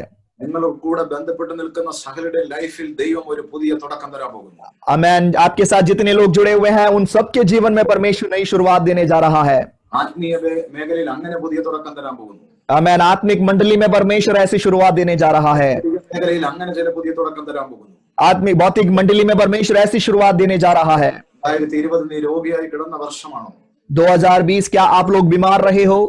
2021 ആ 38 വർഷക്കാരന്റെ കിടക്കെടുത്ത് ദൈവം നടപ്പിച്ചതുപോലുള്ള സൗഖ്യത്തിന്റെ വർഷമാക്കി ദൈവം നിങ്ങളുടെ ലൈഫിൽ പുതിയ തുടക്കം തരാൻ പോകുന്നു. 2021 में जिस प्रकार 38 साल के उस बीमार व्यक्ति को अपना खाट उठाकर चलने के लिए प्रभु ने अवसर दिया, वैसे ही आशीषों का, छुटकारे का, चंगाई का साल होने जा रहा है। 2020 ഒത്തിരി കയ്പായിരുന്നു. 2020 आपके जीवन में काफी कड़वापन था। 21 മധുരിക്കും. काफी 2021 में काफी मिठास प्रभु देगा, ബൈബിളിന്റെ സിസ്റ്റം അതാണ്. क्योंकि बाइबल का सिस्टम ऐसा है। മാറ കഴിഞ്ഞാണ് ഏലിയം വെളിപ്പെട്ടത്. देखो मारा के बाद एलीम प्रकट हुआ। കാര്യം അല്ലിയ കയ്പിന്റെ പുറത്താണ് മധുരം കടന്നത് ബൈബിളിന്റെ സിസ്റ്റത്തിൽ. बाइबल के सिस्टम में हालेलुया हम देखते हैं कड़वेपन के बाद एक मिठास प्रकट होता है। 70 ഈന്തപ്പനകളും 12 നീരുറവുകളുള്ള ഏലിയം വെളിപ്പെട്ടത് മാറയ്ക്ക് പുറത്താണ്. और मारा के बाद एलीम प्रकट हुआ जहां पर 70 खजूर के पेड़ और 12 पानी के सोते थे। ജീവിതത്തിൽ കയ്പനുഭവിച്ചവരുടെ ദൈവം ആത്മാവിൽ പ്രവചിക്കും. ഇന്ന് 2021 ആത്മീകത്തിലും ഭൗതികത്തിലും ശരീരത്തിലും മാധുരികമേറിയ അനുഭവങ്ങളിലൂടെ ദൈവം നടത്താൻ പോവുകയാണ്. Amen hallelujah. 2020 में जितने लोगों ने अपने जीवन में मीठा कड़वापन अनुभव किया है उन लोगों से 2021 में परमेश्वर भविष्यवाणी कर रहे हैं। परमेश्वर अपने मिठास को आपके जीवन में देने जा रहा है। ലൂക്കോസിന്റെ സുവിശേഷം പറയുമ്പോൾ പഠിക്കുമ്പോൾ ഇങ്ങനെ കിടക്കുന്നത് താഴ്ത്തിയവരെ ദൈവം ഉയർത്തിയത്. देखो लूका का सुसमाचार जब हम सीखते हैं वचन कहता है जिनको प्रभु ने नीचा किया उन्हीं को प्रभु ने ऊंचा उठाया है। 20 താഴ്ന്ന അനുഭവത്തിലായിരുന്നു, 21 ഉയർന്ന ഒരു അനുഭവത്തിലേക്ക് ദൈവം തിരിക്കാൻ പോവുകയാണ്. 2020 आपका जीवन एक निचले अनुभव में था, आप विश्वास करें 21 में परमेश्वर आपके जीवन को उठाने जा रहा है। ഹല്ലേലൂയ. ദൈവം ഇതാ പുതിയത് ചെയ്യാൻ പോകുന്നു. परमेश्वर देखो कुछ नया करने जा रहे हैं। ഹല്ലേലൂയ. അല്ലേ ഉൽപ്പത്തി പുസ്തകം उत्पत्ति का पुस्तक 6-ാം അധ്യായത്തിൽ നോഹ എന്ന് പറയുന്ന ഒരു അനുഗ്രഹിക്കപ്പെട്ട പിതാവുണ്ട്. 6वें अध्याय में आशीषित नूह नाम का एक पिताजी को हम देख सकते हैं। ഇതിന്റെ കൃപ അദ്ദേഹത്തിന് മേൽ ഇറങ്ങി. परमेश्वर का अनुग्रह उनके ऊपर आया। ഹല്ലേലൂയ. വേദനിച്ച് പൊളയുന്ന ഒരിക്കൽ പൗലോസ് എന്ന് പറയുന്ന ദൈവമനുഷ്യൻ पौलुस एक समय जब काफी दर्द के मारे तड़प रहा था, ദൈവത്തോട് പലവട്ടം അപേക്ഷിച്ച് ഈ വേദനയൊന്ന് മാറ്റുക. परमेश्वर से उसने बोला कि परमेश्वर मेरे शरीर में जो दर्द है उसको मिटा दो। തന്നെ ഒരു രോഗശാന്തി തന്റെ മേൽ അയക്കുവരായിരുന്നു. तो परमेश्वर ने एकदम से एक चंगाई को नहीं भेजा। ദൈവം പറഞ്ഞു എന്റെ കൃപ മതി കുഞ്ഞെ ഇതിനെ ചെയ്യ്. परमेश्वर ने पौलुस से कहा कि है मेरे बेटे मेरा अनुग्रह काफी है, तू इसको जीत लेगा। എന്റെ കൃപ ബലഹീനതയിൽ തികഞ്ഞു വരും കുഞ്ഞെ. मेरी हालेलुया सामर्थ जो है, मेरा अनुग्रह जो है तेरी निर्बलताओं में वो हालेलुया सिद्ध हो जाएंगी। ഈ ഞായറാഴ്ച പല വ്യക്തികളുടെ മേലും കുടുംബത്തിന്റെ മേലും ദൈവത്തിന്റെ കൃപ ഇറങ്ങി വരുന്ന ഒരു ആത്മീയ കാഴ്ചയാണ് ഞാൻ കാണുന്നത്. इस रविवार के दिन अनेक परिवारों में अनेक व्यक्तियों के ऊपर परमेश्वर का अनुग्रह उतरते हुए मैं देख रहा हूँ। ദൈവത്തിന്റെ കൃപയിൽ എല്ലാം ഉണ്ടെന്ന് വിശ്വസിക്കുന്നവർ കൈകൾ അടിച്ച് ദൈവത്തെ സ്തുതിക്കാമോ? जो लोग विश्वास करते हैं कि परमेश्वर के अनुग्रह में सब कुछ है, वे लोग ताली बजाकर उस परमेश्वर को महिमा देंगे। ദൈവകൃപയ്ക്കകത്ത് വേദനയെ അതിജീവിക്കാനുള്ള മരുന്നുണ്ട് കുഞ്ഞെ. परमेश्वर के प्रियो, परमेश्वर के अनुग्रह में हमारे शरीर में जो दर्द है उस दर्द को भी जीतने की शक्ति है। ദൈവത്തിന്റെ കൃപയ്ക്കകത്ത് നിന്നെ കുത്തി നോവിക്കുന്ന സാത്താന്യ മണ്ഡലങ്ങളെ ജയിക്കുന്ന വിജയത്തിന്റെ ശക്തിയുണ്ട്. हालेलुया। परमेश्वर के अनुग्रह में शैतान की मंडलियां जो आपके विरोध में जो छुपती है, जो दर्द पहुंचाती है, उसको जीतने की शक्ति है। അല്ലി ഇന്ന് ചില വ്യക്തികളുടെ മേൽ ദൈവകൃപ ഇറങ്ങിയ, आज कुछ व्यक्तियों के ऊपर परमेश्वर का अनुग्रह उतर रहा है, കുടുംബങ്ങളുടെ മേൽ ദൈവകൃപ ഇറങ്ങിയ, कुछ परिवारों पर परमेश्वर का अनुग्रह उतर रहा है। പ്രാർത്ഥിച്ചിട്ടും മറുപടി കിട്ടാത്ത ചില വിഷയങ്ങളുടെ മേൽ ഇന്ന് വിടുതലായി വ്യാപരിക്കുന്നു ദൈവകൃപ. तो आपके प्रार्थना करने के बावजूद भी जिन विषयों का उत्तर नहीं मिला, उन विषयों पर परमेश्वर का अनुग्रह उतर रहा है। അതുപോലെ ഒരു കൃപ ആദ്യം ഇറങ്ങിയ മനുഷ്യനായിരുന്നു നോഹ. देखो, ऐसा अनुग्रह पाया हुआ एक व्यक्ति था नूह। നോഹയുടെ മേൽ ദൈവകൃപ ഇറങ്ങിയപ്പോൾ താന് അല്ലെ തന്റെ ബുദ്ധിമണ്ഡലങ്ങൾ വികസിച്ചു. जब हालेलुया नूह के ऊपर परमेश्वर की अनुग्रह आई, तब उसका हालेलुया बुद्धि जो है विकसित होने लगा। തന്റെ കഴിവ് വർദ്ധിച്ചൊരു കപ്പൽ ഉണ്ടാക്കാൻ പറ്റുന്ന രീതിയിലേക്ക് മാറാൻ തുടങ്ങി. देखो, उनके जीवन की खूबियां बढ़ने लगी और इतना आशीष प्रभु ने दिया कि एक जहाज बनाने का अनुग्रह उस पर उंडेल दिया। മനോഹരമായിരിക്കുന്ന ഒരു കപ്പൽ ഉണ്ടാക്കി. एक सुंदर सा जहाज नूह ने बनाया ദൈവം അതിനകത്ത് അദ്ദേഹത്തെ കയറ്റി. और उस जहाज के अंदर नूह को परमेश्वर ने प्रवेश कराया। എന്നാൽ ഒരു വർഷം അതിന്റെ അകത്തുണ്ടായിരുന്നു. लगभग 1 साल तक नूह उसका परिवार उस जहाज में था। ബൈബിൾ പറയുന്നു ആകാശത്തിലെ കിടിവാതിൽ തുറന്നു, ഭൂമിയുടെ ഉറവകൾ ദൈവം തുറന്നു. बाइबल कहती है कि आकाश के झरोखे को परमेश्वर ने खोला, पृथ्वी के सोतों को भी प्रभु ने खोल दिया। ഇതിനു മുമ്പ് യഹോവ ആ കപ്പലിന്റെ വാതിൽ അടച്ചു. देखो, उससे पहले ही, पानी उठने से पहले ही परमेश्वर ने उस जहाज के द्वार को बंद कर दिया। കാര്യം സാഹോദര്യ സ്നേഹമുള്ള ഒരു വ്യക്തിയാണ് നോഹ. क्योंकि नूह जो है अपने भाईचारे से काफी प्रीति रखने वाला व्यक्ति था। മനുഷ്യരോടൊക്കെ ഭയങ്കര സ്നേഹമുണ്ട്. सभी मनुष्यों के प्रति एक प्रेम उसके अंदर था। ഒരുപക്ഷെ വെള്ളം പൊങ്ങുമ്പോൾ हो सकता है जब पानी उठता जाए, ആരെങ്കിലൊക്കെ ജീവന് വേണ്ടി അല്ലെ കൊതിച്ച് നോഹയുടെ നിലവിളിക്കാൻ സാധ്യതയുണ്ട്. और द्वार बंद होने से पहले हो सकता था कि लोग दर्द के मारे तड़प कर नूह को पुकारें। ആ സമയത്തൊക്കെ നോഹ വേണമെങ്കിൽ അല്ലിയ ഒന്ന് ക്ഷമിച്ചേക്കാന്ന് പറഞ്ഞ് ഡോറൊക്കെ തുറന്നു കൊടുക്കാൻ സാധ്യതയുണ്ട്. उस समय में नूह बहुत ही एक अच्छे हृदय का व्यक्ति था, इसलिए हो सकता था कि वो द्वार खोलकर उनको भी प्रवेश करवा लेते। അതുകൊണ്ട് തന്നെയാണ് ദൈവം നോഹയൊന്നും വാതിലിന്റെ അടുത്തേക്ക് അടുപ്പിക്കാനത്. इसलिए परमेश्वर ऐसा नहीं होना चाहते थे, इस वजह से परमेश्वर ने नूह को उस द्वार के पास तक नहीं आने दिया। വലിയ കാര്യം അല്ലിയ മനുഷ്യനോടൊക്കെ ഭയങ്കര സ്നേഹമുള്ള ഈ വ്യക്തി, क्योंकि मनुष्यों से काफी प्रेम करने वाला ये व्यक्ति, ആരൊക്കെ നിലവിളിച്ചു കഴിഞ്ഞാൽ जब वो पुकारते लोग उसको जब बुलाते हैं, അതൊക്കെ തുറന്നു കൊടുക്കാതിരിക്കാൻ ദൈവം തന്നെ അടച്ചു. देखो, नूह जाकर उनके लिए अपना द्वार खोल ना दे, इसलिए परमेश्वर ने अपने आप से उस द्वार को बंद किया। രക്ഷ വ്യക്തിപരമാണ്. उद्धार जो है व्यक्तिगत है प्रियो। എന്നെ രക്ഷിക്കാൻ എന്റെ ഭാര്യയ്ക്കോ ഭാര്യയെ രക്ഷിക്കാൻ എനിക്കോ കഴിയത്തില്ല. मुझे ना तो मेरी पत्नी बचा सकती है, ना ही मेरी पत्नी को मैं बचा सकता हूँ। നാം ജീവിച്ചാൽ നമ്മെ എല്ലാം ഒരുപോലെ ദൈവം രക്ഷിക്കും. अगर हम अच्छा जीवन जिएंगे, हम सबों को परमेश्वर एक समान बचाएगा। ചില കാര്യങ്ങളിൽ ദൈവം നമ്മളെ അടുപ്പിക്കത്തില്ല. कुछ बातों में परमेश्वर हमें कहीं पर किसी के पास जाने भी नहीं देते। അടുപ്പിക്കത്തില്ല മീൻസ് ചില കാര്യങ്ങളിൽ ദൈവം മാത്രമേ അത് നിയന്ത്രിക്കത്തുള്ളൂ. कुछ विषयों में परमेश्वर ही आप उन विषयों का नियंत्रण करते हैं। നോഹയുടെ പെട്ടകത്തിന്റെ ഡോറിന്റെ കാര്യത്തിൽ ദൈവം മാത്രമേ അത് കൈകാര്യം ചെയ്തുള്ളൂ. देखो, नूह के हालेलुया जहाज का द्वार, उस विषय में परमेश्वर ने किसी को नियंत्रण नहीं दिया। परमेश्वर ने अपने आप से उस द्वार को बंद किया। കപ്പല് നിയന്ത്രിക്കുന്ന കാര്യത്തിന്റെ അടുത്തേക്ക് നോഹയെ അടുപ്പിച്ചു പോലുമില്ല ദൈവം. देखो, द्वार बंद करने के लिए परमेश्वर ने नूह को नहीं बुलाया और उस द्वार के पास आने की अनुमति भी परमेश्वर ने नूह को नहीं दी। എന്റെ കപ്പല് നിയന്ത്രിക്കുന്ന കാര്യത്തിൽ दूसरा है उस जहाज का नियंत्रण करने के विषय में भी അവിടെ നോഹ ഇല്ലായിരുന്നു. वहां पर भी नूह नहीं था। അവിടെ സ്റ്റിയറിംഗും ഇല്ല, ഒന്നുമില്ല. स्टीयरिंग भी नहीं है, वहां पर नूह भी नहीं है, कोई नहीं है। അതൊക്കെ ദൈവം നിയന്ത്രിക്കാൻ ഏറ്റെടുത്ത സ്ഥലമാണ്. क्योंकि ये सब कुछ परमेश्वर ही नियंत्रण करने के लिए अपने कब्जे में रखे थे। 2021 ചില കാര്യത്തിന്റെ അകത്ത് ദൈവം നിയന്ത്രണം ഏറ്റെടുക്കുക. 2021 में परमेश्वर आपके जीवन के कुछ मंडलियों में भी अपना नियंत्रण ले रहे हैं। ബൈബിൾ പറയുന്നുണ്ട് ദൈവം അടച്ചാൽ ആർക്കും തുറക്കാൻ പറ്റത്തില്ല. बाइबल कहती है कि यदि परमेश्वर द्वार बंद करे तो कोई उसको खोल नहीं सकता। ദൈവം ഇത് അടയ്ക്കാൻ കാര്യം परमेश्वर ने यह द्वार इसलिए बंद किया, ഒന്നേ മാനുഷിക ദയ കാണിച്ച് ആരെയും നോഹ ഇതിന്റെ അകത്ത് കയറ്റാതിരിക്കാൻ. सबसे पहला विषय था कि नूह अब किसी पर तरस ना खाकर और किसी व्यक्ति को उस जहाज में प्रवेश ना करवाए। ഏദൻ പൂങ്കാവനത്തിൽ നാശം വിധിച്ച പിശാചും തുറക്കാതിരിക്കാൻ. देखो, दूसरा है अदन की वाटिका में नाश को लाने वाले उस दुष्ट शैतान भी आकर इस द्वार को ना खोल सके। ദൈവം അടച്ചാൽ ആർക്കും തുറക്കാൻ പറ്റത്തില്ല. क्योंकि परमेश्वर यदि कुछ बंद करता है तो कोई उसको फिर खोल नहीं सकता। ദൈവം തുറന്നാൽ ആർക്കും അടയ്ക്കാനും പറ്റത്തില്ല. उसी प्रकार परमेश्वर यदि कुछ खोले तो कोई भी उसको बंद नहीं कर सकता। നിങ്ങൾക്ക് വേണ്ടി ചിലത് തുറക്കാൻ പോകുക. परमेश्वर आपके लिए भी कुछ नया खोलने जा रहा है। ആമേൻ. ആമേൻ പറയുന്നവർ ആമേൻ പറഞ്ഞാട്ടെ. यस आमेन, जो लोग बोल सकते हैं आमेन बोले। ചിലത് ദൈവം അടയ്ക്കും, ചിലത് ദൈവം തുറക്കും. परमेश्वर कुछ बातों को बंद करेगा, कुछों को वो खोलेगा। വലിയ കപ്പലിന്റെ നിയന്ത്രണ കാര്യത്തിന്റെ അകത്തും ദൈവമാണ് ആധിപത്യം വെച്ചത്. देखो हालेलुया, जहाज के उस द्वार के विषय में भी परमेश्वर ने अपना अधिकार रखा। നോഹ നിയന്ത്രിക്കായിരുന്നെങ്കിൽ ഏതൊരു പർവ്വതത്തെ തട്ടി തകർന്നു പോയാലും, और हालेलुया, उस जहाज का नियंत्रण यदि नूह ने किया होता तो किसी पहाड़ में जाके टकराकर वो खत्म हो चुका होता। ദൈവം നിയന്ത്രിച്ചതുകൊണ്ട് അത് അരാരത്ത് പർവ്വതത്തിലെത്തി. परमेश्वर ने उस जहाज का नियंत्रण किया, इसलिए सही सलामत अरारत के पर्वत पर जाकर वो बैठ गया। ഞായറാഴ്ച ചില കാര്യത്തിന്റെ നിയന്ത്രണത്തിലേക്ക് ദൈവം കയറാൻ പോകുകയാണ്. आज इस रविवार के दिन परमेश्वर आपके जीवन के कुछ विषयों में अपना नियंत्रण ले रहे हैं। നോഹയും ഭാര്യയും മക്കളും അല്ലെ മൃഗങ്ങളെല്ലാം ആരാംസെ റെസ്റ്റ് എടുത്തിരുന്നത് പോലെ നിങ്ങൾ ശാന്തമായി ഈ വർഷം ഇരുന്നാൽ മതി. ദൈവം ചിലത് നിയന്ത്രിക്കാൻ പോവുകയാണ്. आमेन हालेलुया, नूह उसका हालेलुया परिवार और पूरे जितने जीव जंतु थे सब लोगों ने विश्राम किया, आराम से वे लोग बैठे रहे। वैसे ही 2021 में आप आराम से बैठे रहो, परमेश्वर उसका और आपके जीवन का नियंत्रण लेगा। ഒരു വർഷം 8 മാസം 12 മാസം വളരെ ദൈവകൃപയാൽ അതിനെ നിയന്ത്രിച്ചതുപോലെ 8 महीने पूरा 1 साल जिस प्रकार परमेश्वर ने उस जहाज का नियंत्रण किया, സുന്ദരമായ ദൈവം നമ്മളെ നിയന്ത്രിക്കാൻ പോകുന്നു പ്രിയരെ. वैसे ही परमेश्वर हमारे जीवन का नियंत्रण लेने जा रहे हैं प्रियो।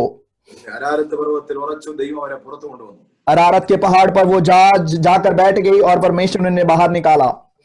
ന്യൂ ബിഗിനിങ്, പുതിയ തുടക്കം. एक नई शुरुआत वहां पर हो रही है। കല്ലുകൾ എടുത്തു വെച്ചു, उन्होंने पत्थर उठाकर रख दिए, ശുദ്ധിയുള്ള മൃഗങ്ങളെ വെച്ചൊരു യാഗം കഴിപ്പിക്കും. पवित्र जानवरों को निकालकर बलिदान चढ़ाया। നോക്ക, പുതിയ ബിഗിനിങ് ദൈവം കൊടുക്കുന്നു. एक नई शुरुआत परमेश्वर नूह को दे रहे हैं। പഴയ സ്ഥലമല്ല, പുതിയ സ്ഥലം. पुराना जगह नहीं है, अब नई जगह है। ആമേൻ പറയാമോ നിങ്ങൾ? आमीन बोल सकते हैं परमेश्वर के लिए। പഴയ ആൾക്കാരെ ഒന്നും കാണാനില്ല. पुराने कोई भी लोग वहां पर नहीं दिख रहे हैं। പഴയ പ്രകൃതിയല്ല, पुरानी प्रकृति नहीं है, എല്ലാം മാറിയിരിക്കുക. सब कुछ बदल चुका है। ഓ, പണ്ടുള്ളതൊന്നും കാണാൻ ശ്രമിക്കണ്ട. देखो पुराना जो कुछ था आप उसको देखने की कोशिश भी ना करे। നോക്കേ, ഇതാ പുതിയത് ഞാൻ ചെയ്തിരിക്കുന്നു. देखो नूह, मैंने तेरे लिए कुछ नया किया है। കർത്താവിനോട് പറയുന്നു, പുതിയത് ചെയ്യാൻ പോകുന്നു. यस, परमेश्वर इस प्रकार कह रहे हैं, परमेश्वर नया कुछ करने जा रहे हैं। പുതിയ തുടക്കത്തിൽ പുതിയൊരു യാഗപീഠം ഉണ്ടാക്കി. नई शुरुआत में नूह ने एक नई हालेलुया बलिवेदी बनाई। ശുദ്ധിയുള്ള മൃഗങ്ങളെ വെച്ചൊരു യാഗം. पवित्र जानवरों के साथ उसने बलिदान चढ़ाया യാഗത്തിന്റെ പുകയോട് കൂടെ പൊങ്ങിയ സൗരഭ്യവാസന. और उस धुएं के साथ उठी हुई सुगंध हालेलुया जो है, ദൈവം മണത്തു. परमेश्वर तक वो सुगंध पहुंच गई। ദൈവം അതിനെ ശ്വസിച്ചപ്പോൾ परमेश्वर ने जब उस सुगंध को हालेलुया जब उसका श्वास लिया, അവനെ പ്രസാദിച്ചു, അവനെ അനുഗ്രഹിച്ചു. वचन कहता है कि परमेश्वर उसमें प्रसन्न हुआ और उसको आशीषित किया। കഴിഞ്ഞ ഒരു വർഷത്തിലെ പെട്ടകവാസത്തിന് ശേഷം, देखो पिछले बीते हुए 1 साल के जहाज के वास के बाद, ലോക്ക്ഡൌണിന് ശേഷം, लॉकडाउन के बाद, കൊറോണ വൈറസിന്റെ കാലങ്ങൾ തീരാറായിരിക്കുക. कोरोना वायरस का समय समाप्त होने पर है। ഒരു പുതിയ വർഷം ആരംഭിച്ചിരിക്കുന്നു. एक नई साल शुरू हो चुकी है। നല്ലൊരു യാഗം കഴിച്ച് ആരാധന കഴിച്ച് നമുക്ക് ആരംഭിക്കാം. एक अच्छे बलिदान चढ़ाते हुए, एक अच्छी आराधना करते हुए हम भी शुरू करें। ആരാധന ഇത് പൊങ്ങുന്ന സുഗന്ധമുണ്ടല്ലോ, आराधना में जो सुगंध उठता है प्रियो, ദൈവം പ്രസാദിക്കട്ടെ. परमेश्वर उस सुगंध को पाकर प्रसन्न होने पाए। ദൈവം പ്രസാദിച്ച അനുഗ്രഹം ഉറപ്പാ. परमेश्वर यदि प्रसन्न होंगे तो आशीष जरूर मिलेगी। ഹല്ലേലൂയ.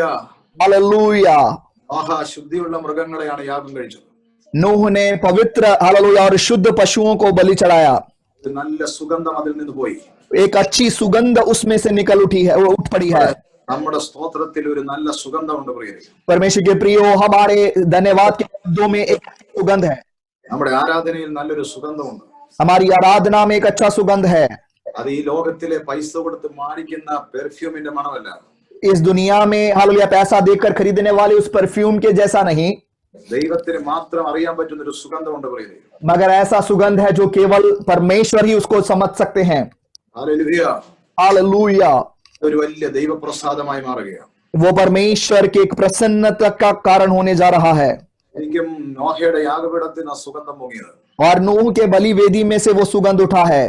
പുതിയ നിയമം പഠിക്കുമ്പോൾ नया नियम जब हम सीखते हैं, പൗലോസിന്റെ ഒരു വാക്കുണ്ട്, पौलुस का एक शब्द इस प्रकार है। നശിക്കുന്നവരുടെ ഞങ്ങൾ ദൈവത്തിന്റെ സുഗന്ധമായി ഇരിക്കുക. देखो पौलुस कहते हैं कि नाश होने वालों के बीच में हम एक सुगंध बन चुके हैं। ഞങ്ങൾ ദൈവത്തിന്റെ സൗരഭ്യവാസനയായി മാറിയിരിക്കുന്നു. हम परमेश्वर के हालेलुया उस सुखदाई सुगंध के समान हो चुके हैं। ഉൽപ്പത്തി പുസ്തകത്തിൽ യാഗപീഠത്തിൽ നിന്ന് സുഗന്ധം മുങ്ങിയെങ്കിൽ उत्पत्ति के पुस्तक में यदि उस बलि वेदी में से सुगंध उठा है, ഈ നിയമത്തിൽ പൗലോസ് പറയുക ഞങ്ങളുടെ മേലുള്ള അഭിഷേകത്തിൽ നിന്ന് ഒരു സൗരഭ്യവാസന പൊങ്ങിക്കൊണ്ടിരിക്കുക. यस प्रियो, नए नियम में जब हम आते हैं तो प्रेरित पौलुस कहते हैं कि हमारी हालेलुया हमारे अभिषेक से भरे हुए उस आराधना में से एक सुगंध उठ रहा है. നശിക്കുന്നവരുടെ നിങ്ങൾ ഒരു സൗരഭ്യവാസനയായി മാറുന്ന വർഷമാകട്ടെ 2021. 2021 नाश होने वाले लोगों के बीच में आप भी हालेलुया उस सुखदाई सुगंध के समान हालेलुया उपयोगी सिद्ध होने पाए. പാപത്തിന്റെ ദുർഗന്ധം വമിക്കുന്ന സ്ഥലത്ത് पाप के दुर्गंध भरे हुए इस जगह में ദൈവത്തിന്റെ സൗരഭ്യവാസനയായി നിങ്ങൾ മാറട്ടെ. परमेश्वर के सुखदायक सुगंध के समान आप लोग ठहर जाएं. ഹല്ലേലൂയ. हालेलुया. യാഗപീഠത്തിൽ നിന്നുള്ള സുഗന്ധം ദൈവപ്രസാദം വിളിച്ചു വരുത്തി നോഹ. देखो, नूह के उस बलि वेदी में से उठा हुआ सुगंध परमेश्वर की प्रसन्नता को उसके ऊपर आने के कारण हो गया. സർവശക്തനായ ദൈവത്തിന്റെ കൈ നോഹയുടെ മേലും തന്റെ ഭാര്യയുടെ മേലും മക്കളുടെ മേലും വന്നു. ദൈവം അവരെ അനുഗ്രഹിച്ചു. ഉൽപ്പത്തി 9:1. सर्वशक्तिमान परमेश्वर का हाथ हालेलुया नूह के ऊपर, उसके परिवार के ऊपर, पुत्रों के ऊपर उतर कर आई और उनको परमेश्वर ने आशीषित किया. उत्पत्ति 9 का 1. ഒരു ബ്യൂട്ടിഫുൾ ബിഗിനിങ് ആണ് ദൈവം കൊടുത്തത്. एक बहुत ही सुंदर शुरुआत परमेश्वर उनको दे रहे हैं. പുതിയ തുടക്കം കൊടുത്ത ദൈവം പുതിയ സ്ഥലത്ത് നോഹയ്ക്ക്. और नूह को परमेश्वर ने नई जगह में एक नई शुरुआत उनको दी. നോഹ അതൊക്കെ എങ്ങനെ കൈകാര്യം ചെയ്തെന്ന് പിന്നീടുള്ള വാക്യങ്ങളിലുണ്ട്. और आगे के वचनों में हम देख सकते हैं कि नूह ने उस नए हालेलुया अनुभव को किस प्रकार हालेलुया इस्तेमाल किया. നോഹ എങ്ങനെ കൈകാര്യം ചെയ്താലും ദൈവം അദ്ദേഹത്തിന് ഒരു പുതിയ തുടക്കമാണ് ദൈവം കൊടുത്തത്. और आगे के समयों में नूह ने जैसे भी उसका सामना क्यों ना किया हो, मगर परमेश्वर ने नूह के जीवन में एक नई शुरुआत दी थी. ഞാൻ ആത്മാവിൽ ചില വ്യക്തികളെ നോക്കി പ്രവചിക്കുകയാണ്. आत्मा में मैं कुछ लोगों के लिए भविष्यवाणी कर रहा हूँ. കുടുംബങ്ങളെ നോക്കി പ്രവചിക്കുന്നു. कुछ परिवारों से मैं भविष्यवाणी कर रहा हूँ. ഈ വിശുദ്ധ ദിവസം നല്ലൊരു യാഗം കഴിച്ച് തുടങ്ങിക്കൂ. इस पवित्र दिन में एक अच्छे बलिदान के समान आराधना चढ़ाकर आप शुरू करें आज के दिन को. നോഹയുടെ കുടുംബത്തിന്റെ മേൽ വന്ന ദൈവത്തിന്റെ കൈ നിങ്ങളുടെ മേൽ വന്ന ഒരു പുതിയ തുടക്കം ദൈവം തരാൻ പോകുന്നു. नूह के परिवार के ऊपर उतर कर आई हुई परमेश्वर का वो हाथ आपके परिवार में भी आपके ऊपर भी उतर कर आशीषित करने जा रहे हैं. കൈകൾ അടിക്കാമെങ്കിൽ കൈകൾ അടിച്ച് ദൈവത്തെ സ്തുതിച്ചാട്ടെ. ताली बजा सकते हैं तो ताली बजाकर उस परमेश्वर की स्तुति महिमा करे. പുതിയ തുടക്കം ബ്യൂട്ടിഫുൾ ആയ പുതിയ ബിഗിനിങ്ങൾ സ്വർഗം തരുന്നു. यस, नई शुरुआतों को, सुंदर शुरुआतों को परमेश्वर हमें दे रहे हैं.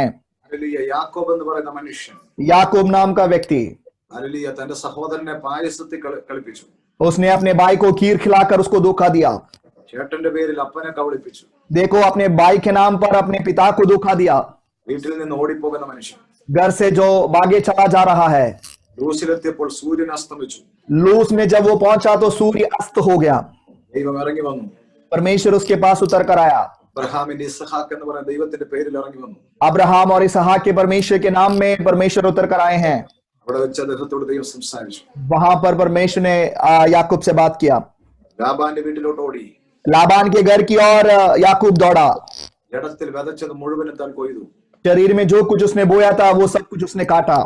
ഞാൻ പറയുന്നത് मैं जो कहता हूँ, ആത്മീയ ജീവിതത്തിലൊക്കെ ദൈവം സൂക്ഷിച്ച് ജീവിക്കണം. आत्मिक जीवन जब जीते हैं तो बड़े ध्यान पूर्वक जिए. ദൈവമക്കളെ സൂക്ഷിച്ച് ജീവിക്കണം. परमेश्वर के लोग बड़े ध्यान पूर्वक जिए. കാര്യം ജഡത്തിൽ എന്നൊക്കെ വിതച്ചാലും क्योंकि इस शरीर में जो कुछ हम बोते हैं അതൊക്കെ കൊയ്യാതെ പോകത്തില്ല. वो सब काटे बिना हम नहीं रह पाएंगे. നല്ലത് വിതയ്ക്കാൻ ശ്രമിക്കുക പ്രിയരെ. अच्छा बोने की कोशिश करें प्रियो. ദൈവം നമ്മളെ സഹായിക്കാൻ പോകുന്നു. परमेश्वर हमारी सहायता करेंगे. ലാബാന്റെ വീട്ടിൽ നിന്ന് 2 ഭാര്യമാരെയായിട്ട് 12 മക്കളെയായിട്ട് 2 മടങ്ങ് സ്വത്തുമായിട്ട് തിരിച്ചോടി. देखो, लाबान के घर में से 2 पत्नियों को लेकर काफी बच्चों के साथ, धन संपत्ति के साथ वो वहां से लौट रहे हैं. യാബോക്കിന്റെ കടവിൽ അവരെ എല്ലാം അക്കരെ കയറ്റി വിട്ടു. याबोक के नदी के तट के पास पहुंचकर नदी उन सबको पार कराया. യാബോക്കിന്റെ കടവിൽ താൻ തനിച്ചായി. याबोक के उस नदी के तट पर अब याकूब अकेले हो चुके हैं. അവിടെ ദൈവത്തിന്റെ ദൂതനുമായ ഒരു മല്ലുപിടുത്തം. परमेश्वर के एक स्वर्गदूत के साथ वहां पर मल्लयुद्ध हो रहा है. അവിടെ വെച്ച് ഭയങ്കര കാര്യങ്ങൾ സംഭവിക്കുക. वहां पर बहुत बड़ी घटनाएं घट रही हैं. അവിടെ വെച്ച് അദ്ദേഹം ദൈവത്തോട് പറഞ്ഞു. वहां पर उन्होंने परमेश्वर से कहा. ദൈവത്തോട് പറഞ്ഞു. परमेश्वर से उसने कहा എന്നെ അനുഗ്രഹിക്കാതെ ഞാൻ വിടത്തില്ല. कि मुझे आशीष दिए बिना मैं तुझे नहीं छोड़ूंगा. ദൈവം ചോദിച്ചു, ഇനി ഞാൻ എന്നെ അനുഗ്രഹിക്കണം. परमेश्वर ने पूछा कि अब मैं और तुझे क्या आशीष दूं. 2 ഭാര്യമാരുണ്ട്. देखो, 2 पत्नियां हैं, 12 മക്കളുണ്ട്. 12 बच्चे हैं, 12 അല്ലെ 2 മടങ്ങ് സ്വത്തുക്കളുണ്ട്. 2 गुना धन संपत्ति उसके पास है. അത് മതിയുടെ അനുഗ്രഹം. देखो, आशीष तो इतना ही होता है. ഞങ്ങളുടെ ആൾക്കാരെല്ലാം വിചാരിച്ചിരിക്കുന്ന ഇതാ അനുഗ്രഹം.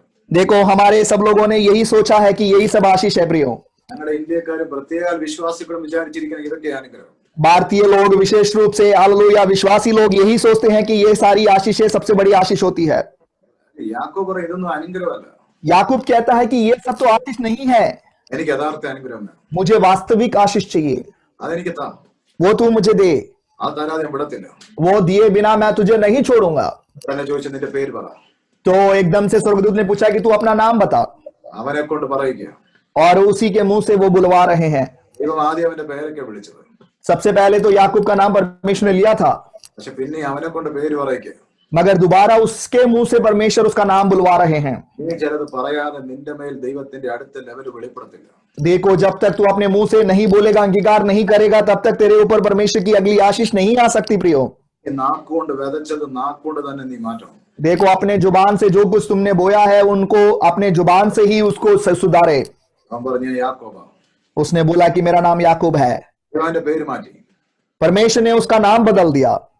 ഉപായിയാണെങ്കിൽ परमेश्वर ने बोला कि यदि तू चालाक है, നീ ഇന്ന് ഇസ്രായേലിന്റെ പ്രഭു എന്നറിയപ്പെടുന്ന നീ ഇസ്രായേൽ എന്ന് പറയുന്ന ഒരു പേരിലേക്ക് നീ മാറ്റപ്പെടാൻ പോകുക.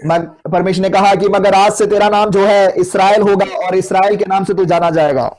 ഇനി നിന്റെ പേര് ഇസ്രായേൽ എന്നാണ്. आज से लेकर तेरा नाम इसराइल होगा। തലയെ കൈവച്ച് അനുഗ്രഹിച്ചു വിട്ടു. उसके सर पर हाथ रख के आशीषित करके उसको विदा किया। ന്യൂ ബിഗിനിങ്, ആമേൻ പറഞ്ഞാട്ടെ. देखो एक नई शुरुआत है प्रियो, वहां पर പുതിയ തുടക്കം. एक नई शुरुआत है। ഒത്തിരി പേരെ കബളിപ്പിച്ചവൻ, अनेक लोगों को धोखा देने वाला व्यक्ति, ഒരുപാട് വട്ടം കബളിപ്പിക്കപ്പെട്ടവൻ, अनेक बार धोखा पाया हुआ व्यक्ति, ലോകത്തിലെ അനുഗ്രഹങ്ങളൊന്നും അല്ല അനുഗ്രഹമെന്ന് इस दुनिया की आशीषें नहीं है आशीष, ദൈവത്തെ കയറി പിടിക്കുന്നവൻ, मगर जो परमेश्वर को अपने हालेलुया जो परमेश्वर को पकड़ लेते हैं, പഴയ പേര് എടുത്തു മാറ്റി പുതിയ പേര് ദൈവം കൊടുത്തു. पुराना नाम हटाकर एक नया नाम परमेश्वर ने उसे दिया। പുതിയ ബിഗിനിങ് ദൈവം കൊടുത്തെങ്കിൽ एक नई शुरुआत यदि परमेश्वर ने उसे दिया है, പിന്നെ ഇസ്രായേൽ എന്ന പേരിൽ താൻ അനുഗ്രഹിക്കപ്പെട്ടു. आगे को हम देखते हैं इसराइल के नाम में वो आशीषित होते हैं। ഒടുവായവനെ ദൈവം മെതിവണ്ടിയാക്കി. एक कीड़ा शरीर का व्यक्ति था, मगर परमेश्वर ने उसको हालेलुया काफी सामर्थी पैना छोका एक वाहन बना दिया। ഭയപ്പെടേണ്ടെന്ന് ദൈവം അവനോട് പറഞ്ഞു. परमेश्वर ने उससे कहा कि तू भयभीत ना हो, ഞാൻ നിന്റെ കൂടെ ഉണ്ട്, പുതിയ ബിഗിനിങ്ങിൽ ഞാൻ നിന്റെ കൂടെ ഉണ്ട്. इस नई शुरुआत में मैं तेरे साथ हूं करके परमेश्वर ने उससे कहा। ഭ്രമിച്ച് നോക്കണ്ട, ഞാൻ നിന്റെ ദൈവമോനെ. परमेश्वर ने उससे कहा कि तू हालेलुया इधर उधर मत ताक, क्योंकि मैं तेरा परमेश्वर हूं। ഈ പ്രാവശ്യം നീ തീയിലൂടെ കടന്ന തീ നിന്നെ ദഹിപ്പിക്കത്തില്ല കുഞ്ഞെ. यदि अब तू आग में से होकर जाएगा तो आग तुझे भस्म नहीं करेगी। വെള്ളത്തിലൂടെ പോയാൽ വെള്ളം നിന്നെ മുക്കിക്കളയത്തില്ല. यदि तू पानी में होकर जाए तो पानी तुझे नहीं डुबाएगी, അരി ഇപ്പൊ നീ യാക്കോബല്ല, ന്യൂ ബിഗിനിങ്ങിൽ നീ ഇസ്രായേലാ, നീ ജയിക്കും. क्योंकि अब तू याकूब नहीं है, अब तू इस्राएल है। उस नई शुरुआत में तू हमेशा जीता रहेगा। പർവ്വതങ്ങൾ മാറിയാലും കുന്നുകൾ അകന്നു പോയാലും എന്റെ ദയ ഉണ്ടല്ലോ, ഇസ്രായേലെ നിന്നെ ചുറ്റി നിൽക്കാൻ പോകുകയാണ്. पर्वत हट जाए, हालेलुया पहाड़ियां ठल जाए, मगर मेरी दया जो है इस्राएल तेरे ऊपर हमेशा बनी रहेगी। ന്യൂ ബിഗിനിങ് ദൈവം തരാൻ പോകുന്നു. परमेश्वर नई शुरुआत को देने जा रहा है। യാക്കോബിന്റെ മകൻ ജോസഫ് याकूब का बेटा यूसुफ കുടുംബത്തിൽ സഹോദരങ്ങളാൽ തള്ളപ്പെട്ടു. अपने परिवार में अपने भाइयों के द्वारा ठुकराया गया, പൊട്ടക്കിണറ്റിൽ വീണു. वो खाली कुएं में उसको डाल दिया गया। കച്ചവടക്കാർക്ക് വിറ്റു. वहां पे फिर व्यापारियों के हाथ बेच दिया गया। പൊത്തിഫേറിന്റെ വീട്ടിൽ അടിമ. पोतीफेरा के घर में अब एक दास के समान काम कर रहा है, കള്ളക്കേസിൽ ജയിലിൽ. और झूठे केस में उसको जेल में डाल दिया। 30ാമത്തെ വയസ്സിൽ 30वें उम्र में ഉയർച്ച വെളിപ്പെട്ടു. ऊंचाइयां आशीष उसके जीवन में प्रकट हुई। ഗ്രഹിക്കപ്പെട്ട മിസ്രൈം രാജ്യത്തിന്റെ 2ാമത്തെ അധികാരിയായി രാജാവ് അപ്പോയിന്റ്മെന്റ് ചെയ്തു. देखो हालेलुया उस मिस्र देश के दूसरे पद पर या फिर एक मंत्री के पद पर उस राजा ने उसको नियुक्त किया। 30 വർഷത്തിന്റെ കൈപ്പേറിയ ജീവിതങ്ങൾക്ക് ശേഷം 30ാമത്തെ വയസ്സിൽ ന്യൂ ബിഗിനിങ് ദൈവം കൊടുത്തു. 30 साल के काफी कड़वेपन से भरे हुए उस कड़वेपन के अनुभव में से उस जीवन में से परमेश्वर ने एक नई शुरुआत उसको 30वें उम्र में दी। വിശ്വസിക്കാൻ പറ്റുന്നുണ്ടോ? क्या आप लोग विश्वास कर सकते हैं? ഹല്ലേലൂയ. നീ അധ്വാനിച്ചിട്ടില്ലാത്ത മേഖലകളിൽ കർത്താവ് നിന്നെ ഇരുത്താൻ ആഗ്രഹിക്കുന്നു. आपने जहां मेहनत भी नहीं किया होगा, परिश्रम भी नहीं किया होगा, उन मंडलियों में परमेश्वर आपको बैठाना चाहते हैं। കർത്താവ് ചിലരെ അപ്പോയിന്റ്മെന്റ് ചെയ്യാൻ ആഗ്രഹിക്കുന്നു. परमेश्वर कुछ लोगों को नियुक्त करना चाहते हैं। ദൈവം ചിലരെ ആദരിക്കാൻ ആഗ്രഹിക്കുന്നു. परमेश्वर कुछ लोगों का आदर करना चाहते हैं। 30 വർഷത്തിന്റെ കണ്ണുനീര് ദൈവം തുടച്ചു. 30 साल के आंसू को प्रभु ने मिटा दिया।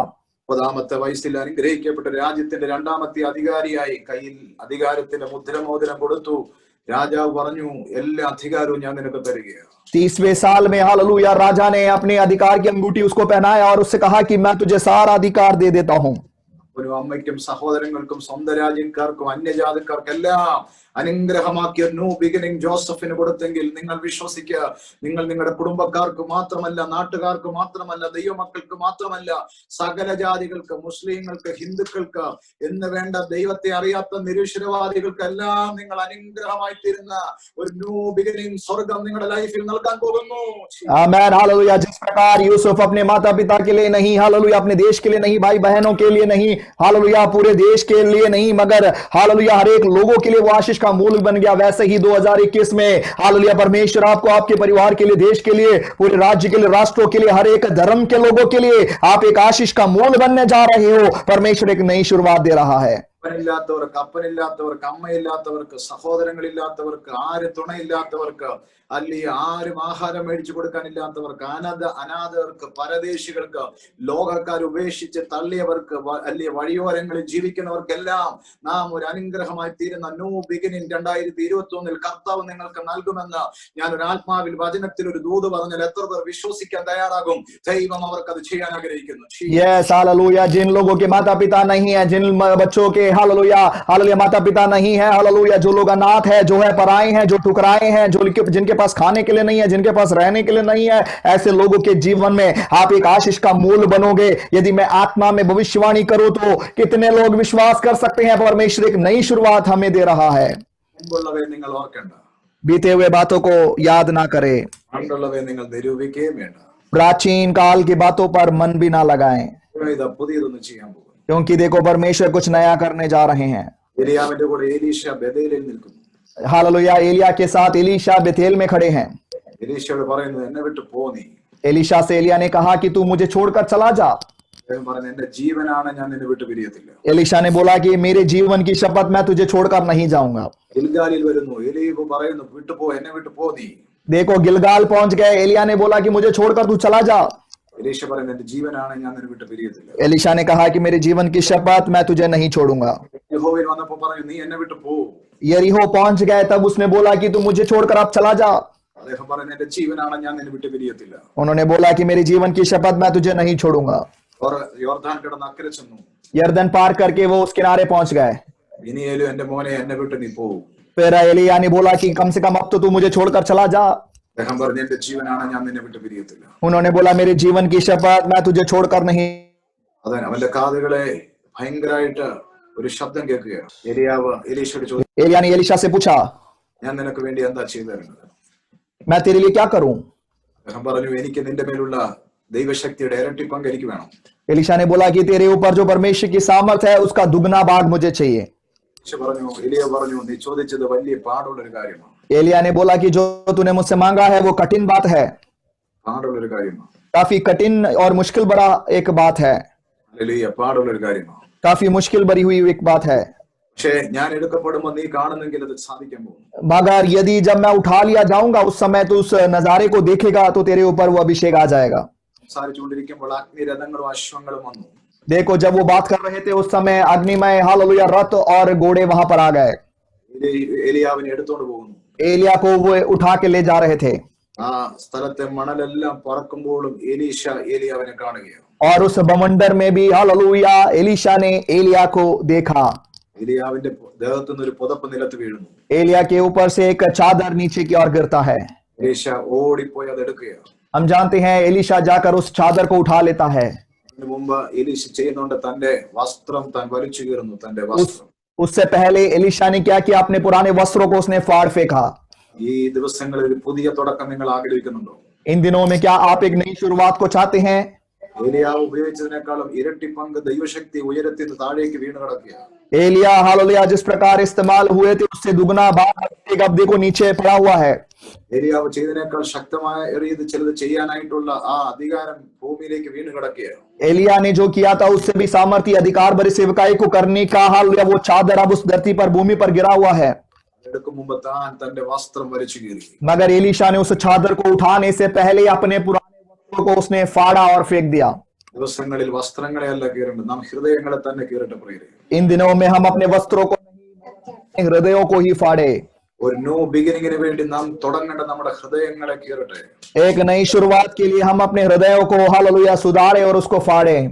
അദ്ദേഹം ഒരു വസ്ത്രത്തെ കീറി ഒരു പ്രൊഫറ്റിക് ആക്ഷൻ കാണിച്ചെങ്കിൽ देखो हालेलुया एलिशा ने अपने वस्त्र फाड़कर एक प्रोफेटिक एक्शन दिखाया है, ശരിക്കും അല്ലെ അദ്ദേഹം കീറിയത് തന്റെ പഴയ മനുഷ്യനെ കീറിയിട്ടുണ്ട്. मगर वास्तविक रूप से हम जानते हैं उन्होंने अपना पुराना मनुष्यत्व को फाड़ फेंका है. പുതിയത് ഒരു തുടക്കത്തിലേക്ക് തന്നെ ഓടിപ്പോകാൻ പോവുകയാണ്. अब एक नई शुरुआत की और वो आगे बढ़ रहे हैं. പഴയതിനെ ചിലതിനെ കീറി കളഞ്ഞിട്ടാണ് താൻ കയറുന്നത്. पुरानी बातों को फाड़ के हालेलुया उतार फेंक कर हालेलुया नई शुरुआत की और वो बढ़ रहे हैं. ഈ നിയമത്തിൽ ഒരു വാക്യം ഇങ്ങനെ പറയുന്നുണ്ടല്ലോ, नए नियम में एक वचन इस प्रकार कहता है, പഴയ മനുഷ്യനെ ഉരിഞ്ഞു കളഞ്ഞ ദൈവമക്കളെയാണ് പുതിയ മനുഷ്യനെ ധരിക്കുന്നത്. पुराने मनुष्यत्व को जिसने उतार फेंका है वो ही लोग नए मनुष्यत्व को धारण करते हैं. പഴയ മനുഷ്യനെ താൻ ഉരിഞ്ഞു കളയാണ്, കീറിക്കളയാണ്. पुराने मनुष्य को हालेलुया वो उतार फेंकते हैं, वो फाड़ देते हैं. ബിഗിനിങ്ങിന് വേണ്ടി പുതിയ തുടക്കത്തിന് വേണ്ടി താൻ അതിനെ കീറിക്കളഞ്ഞു ഓടിച്ചെന്ന പുതപ്പ് താൻ എടുത്തു. नई शुरुआत के लिए हालेलुया एलिशा ने ऐसा किया और जाकर उस चादर को अपने ऊपर उठा लिया. എന്നോട് ദൈവത്തിന്റെ ആത്മാവിൽ ഞാൻ നിങ്ങളോട് വിളിച്ചു പറയുന്നു, परमेश्वर की आत्मा में मैं आप लोगों से कहना चाहता हूँ, ചില പഴയ മനുഷ്യനെ കീറിക്കളയട്ടെ. आपके पुराने मनुष्य को आप फाड़ फेंके. പുറകോട്ടോടല്ല, മുന്നോട്ടോടുക.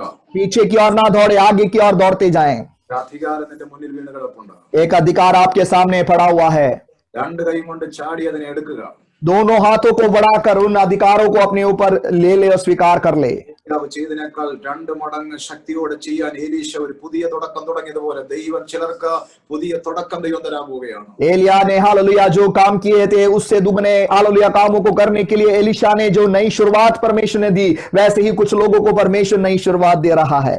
യോർദാനെ അടിച്ച് രണ്ടായി പിരിച്ച് താൻ പിന്നിലേക്ക് കയറി വന്നു. एलिशा बड़े सामर्थ के साथ यरदन नदी पर उस चादर को मारकर उस 2 भागों में यरदन नदी को बांटकर वो वापस लौट आया. ഈ തുടക്കമായിരുന്നു ദൈവം കൊടുത്തത്. देखो वहां पर एक नई शुरुआत परमेश्वर उन्हें देते हैं. ഒരു അഭിഷേകത്തിന്റെ പുതിയ തുടക്കമായി മാറട്ടെ. एक अभिषेक के नई शुरुआत के समान वो हो जाए. ഈ നിയമത്തിലേക്ക് വരുമ്പോൾ नए नियम में जब हम आते हैं, ഒരിക്കൽ പോലും യേശുവിനെ തള്ളി പറയത്തില്ലെന്ന് പറഞ്ഞ പത്രോസ് पतरस जो बोला, जिसने बोला था कि मैं कभी यीशु को नहीं ठुकराऊंगा, 3 വട്ടം യേശുവിനെ തള്ളി പറഞ്ഞു കോഴി കൂയപ്പോൾ. मगर मुर्गी बांग देने से पहले 3 बार उसने यीशु को ठुकरा दिया. യേശുവിനെ വിട്ട് പണ്ടത്തെ കൂട്ടുകാരുമായിട്ട് പിന്നെയും പഴയ വലയും പടകുമായിട്ട് കടലിലേക്ക് തിരിച്ചുപോയി. यीशु मसीह को छोड़कर अपने पुराने साथियों के साथ, पुराने जाल और नाव के साथ वो समुद्र में वापस चला गया. അവനെ തേടി യേശു 3-ാം ദിവസം പിന്നെയും ചെന്നു. तीसरे दिन यीशु मसीह हालेलुया पतरस को ढूंढकर उसकी तलाश में यीशु मसीह आए हैं. അതിൽ ഒരുക്കി വെച്ച് അവരെ വയറുനിറയെ ആഹാരം കഴിപ്പിച്ചു. यीशु ने उनके लिए भोजन तैयार करके हालेलुया पूरा पेट भर भोजन खिलाया. ചോദ്യം ചോദിച്ചു, എല്ലാറ്റിലും അധികമായി നീ എന്നെ സ്നേഹിക്കുന്നുണ്ടോ? फिर एक प्रश्न यीशु ने पूछा कि क्या इन सब से बढ़कर तू मुझसे प्रेम करता है. 3 വട്ടം ചോദിച്ചു. 3 बार यीशु ने पतरस से पूछा. 3-ാം പ്രാവശ്യം പറഞ്ഞു, ദൈവമേ നീ അറിയുന്നുണ്ടല്ലോ. तीसरी बार भी पतरस ने बोला कि तू सब कुछ जानता है. നീ എന്റെ ആടുകളെ മേയ്ക്കാന്ന് പറഞ്ഞൊരു ആലോചന യേശു പറയുക. यीशु ने पतरस से कहा कि तू मेरी 6 भेड़ों की रखवाली कर. യേശുവിനെ തള്ളി പറഞ്ഞവൻ, यीशु को जिसने ठुकरा दिया था, യേശുവിനെ വിട്ട് പിന്നെയും പിന്മാറ്റത്തിൽ പോയവനെ, यीशु को छोड़कर जो हालेलुया अपने पुराने अनुभव में चला गया था, സ്നേഹത്തോടെ മാറോട് ചേർത്ത് बड़े प्रेम के साथ अपने बाहों में लिए हुए, വയറു നിറയെ ആഹാരം കൊടുത്തു, पेट भर भोजन खिलाकर ഒരു പുതിയ തുടക്കം, ന്യൂ ബിഗിനിങ് പീറ്ററിന്റെ ലൈഫിൽ കൊടുത്തെങ്കിൽ एक नई शुरुआत यदि पतरस के जीवन में यीशु ने दिया है, തകർന്നവരെ ഉടഞ്ഞവരെ പുതിയ തുടക്കം നിങ്ങൾക്ക് ദൈവം തരാൻ പോകുന്നു. टूटे हुए लोगों हालेलुया बिखरे हुए लोगों आपको परमेश्वर नई शुरुआत देने जा रहा है. മാളിക മുറിയിൽ 120 പേരുടെ മേൽ പരിശുദ്ധാത്മാവിന്റെ അഭിഷേകം കൊടുത്ത് ദൈവം പുതിയ തുടക്കം 120 പേർക്ക് കൊടുത്തതുപോലെ मरकुस के ऊपरी अटारी में 120 लोगों के ऊपर अभिषेक को देकर एक नई शुरुआत प्रभु ने जैसे दी. 2021 ജനുവരി മാസം ആദ്യ ഞായറാഴ്ചയിൽ പരിശുദ്ധാത്മാവിൽ ഞാൻ പ്രവചിച്ചു പറയുകയാണ്, ഒരു പുതിയ തുടക്കം സ്വർഗം നിങ്ങൾക്ക് തരാൻ പോകുന്നു. 2021 के पहले रविवार के दिन आत्मा में मैं भविष्यवाणी की आत्मा में इस प्रकार कहता हूं कि एक नई शुरुआत परमेश्वर आपको देने जा रहा है. പത്രോസേ, है पतरस, യാക്കോബേ, है याकूब, യോഹന്നാനെ, है യോहन्ना. പണ്ടുള്ളതൊന്നും ഓർക്കണ്ട കേട്ടോ. देखो अपनी बीती हुई घटनाओं को स्मरण मत करो. നടുമുറ്റത്ത് വെച്ച് എന്നെ തള്ളിപ്പറഞ്ഞ കഥ ഒന്നും നീ ഇനി ഓർക്കണ്ട. हालेलुया उस आंगन में हालेलुया जो तूने मुझे ठुकरा दिया था, इन सब बातों को स्मरण मत करो. പടയാളിയുടെ ചെവി മുറിച്ചു കളഞ്ഞ അതൊന്നും നീ ഓർക്കണ്ട. उस सिपाही के कान को जो तूने तलवार से काट दिया था, उन बातों को स्मरण मत करो. ഞാൻ നിന്നെ സാത്താനെ എന്ന് വിളിച്ചൊരു സംഭവം ഉണ്ടല്ലോ, അതൊന്നും നീ ഓർക്കണ്ട. ऐसा समय भी था जब मैंने तुझे है शैतान करके बुलाया, वो सारी बातें अब याद मत रखो. ഇതാ മോനെ ഞാൻ പുതിയതൊന്ന് ചെയ്യുന്നു, है मेरे बेटे मैं तेरे लिए कुछ नया कर रहा हूँ, ഇതാ ഞാൻ പുതിയതൊന്ന് ചെയ്യുന്നു. मैं एक नई बात तेरे जीवन में कर रहा हूँ। ആ പുതിയതിന്റെ അകത്തേക്ക് ദൈവം അദ്ദേഹത്തെ കയറ്റി നിർത്തിയത്. उस नई काम की और नई बात की और परमेश्वर ने पतरस को खड़ा किया। 2021 ജനുവരി മാസം മനോഹരമായ ആദ്യ ഞായറാഴ്ച ആയിരിക്കുന്ന 3-ാം തീയതി 2021 इस पहले रविवार 3 तारीख में ഞാൻ രാവിലെ കേട്ടുണർന്ന ഒരു ശബ്ദമാണ് ന്യൂ ബിഗിനിങ്. आज सुबह हालेलुया मैं अपनी नींद से जब उठ रहा था जगा तब एक आवाज मैंने सुना, एक नई शुरुआत। New beginning, new beginning. एक आवाज मैंने इस प्रकार सुना कि नई शुरुआत है, नई शुरुआत है। കൂടെ വിശ്വസിക്കുന്നവർ കരങ്ങൾ ഉയർത്തി ഹല്ലേലൂയ പറയാമോ? मेरे साथ विश्वास करने वाले लोग हाथों को उठाकर धन्यवाद कर सकते हैं। ദൈവമക്കൾക്കായി ഞങ്ങൾ ദൈവത്തെ സ്തുതിക്കുന്നു. यस, विश्वास करने वाले लोगों के लिए हम परमेश्वर को धन्यवाद देते हैं। കർത്താവ് അത് നമുക്ക് വേണ്ടി ചെയ്യുന്നു. परमेश्वर ऐसा हमारे लिए कर रहे हैं, പുതിയ തുടക്കങ്ങളാ ദൈവം തരുന്നത്. नई शुरुआत को परमेश्वर हमें दे रहे हैं। ഞാൻ എത്ര ക്ലിയർ ആയിട്ട് ഈ മെസ്സേജ് കൊടുക്കാൻ കാര്യം, हालेलुया, इतना हालेलुया साफ साफ मैंने ये संदेश इसलिए बताया है രാവിലെ ഞാൻ കേട്ട ശബ്ദമാണ്. क्योंकि सुबह सुबह मैंने ये आवाज को अपने कानों में सुना है। ആത്മീയത്തിൽ, ഭൗതികത്തിൽ, ശരീരത്തിൽ ന്യൂ ബിഗിനിങ്ങുകൾ കർത്താവ് ആരംഭിക്കുന്നു. आमेन, हालेलुया। आत्मिक जीवन में, भौतिक जीवन में, शारीरिक जीवन में परमेश्वर नई शुरुआत को देने जा रहा है। കൈകൾ അടിച്ച് സ്വീകരിച്ച ദൈവമക്കൾക്കായി സ്തോത്രം. ताली बजाकर जितने लोगों ने स्वीकार किया उनके लिए मैं प्रभु का धन्यवाद करता हूँ। അത് വരുന്ന മിനിറ്റുകളിൽ നിങ്ങളുടെ കണ്ണുകൊണ്ട് കാണാൻ പറ്റും, ചെവി കൊണ്ട് കേൾക്കാൻ പറ്റും, ശരീരം കൊണ്ട് അനുഭവിക്കാൻ പറ്റും. आने वाले समयों में आप अपनी आंखों से देख पाओगे, हाथों से छू पाओगे, अपने जीवन में उसका अनुभव कर पाओगे। മുമ്പുള്ളത് നിങ്ങൾ ഓർക്കണ്ട, हालेलुया, बीती हुई घटनाओं को यह स्मरण ना रख करें, ഉള്ളവയെ നിങ്ങൾ നിരൂപിക്കുകയും വേണ്ട. प्राचीन काल की बातों पर मन ना लगाएं। ഇതാ ഞാൻ പുതിയതൊന്ന് ചെയ്യുന്നു, देखो एक नई बात मैं करता हूँ, അത് ഇപ്പോൾ ഉത്ഭവിക്കും. वो अभी प्रकट होगी। അത് ഞാൻ മരുഭൂമിയിൽ ഒരു വഴിയായി, मैं मरुस्थल में या जंगल में एक मार्ग के समान, നിർജ്ജന പ്രദേശത്ത് നദികളായും അതുണ്ടാകും. निर्जल देश में नदियों के समान वो बहेगा। കരങ്ങൾ ഉയർത്തി ആമേൻ. हाथों को उठाकर बोलेंगे आमेन। കർത്താവ് നിങ്ങളെല്ലാം ധാരാളമായിട്ട് സഹായിക്കട്ടെ. परमेश्वर आप सबों को बहुत आय से आपकी सहायता करे।